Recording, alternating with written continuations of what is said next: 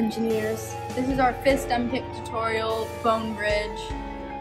Today I'm going to be explaining how to make this. So first, you're going to take 2 popsicle sticks. You're going to put them in a cross, but you're going to make them more up, like not quite even, like not an X, but kind of like a cross-ish.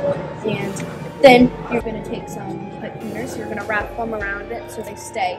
And then you're going to take some more. You're going to take 2 of them, and then you're going to tie them to here. And you're going to take Q-tips. You're going to wrap the pipe cleaner around the Q-tips a bunch of times, space them out pretty good. And then you have another one of these that you make, another cross stabilizer. It just helps hold it and do all the steps for making this. And then you tie these parts to here, and then you make it so it's stable and watch. Pretty good. But try experimenting with different things for the base. Like you could try using the Q-tips for the base and the popsicle sticks for the bridge, or try using your pipe cleaners different.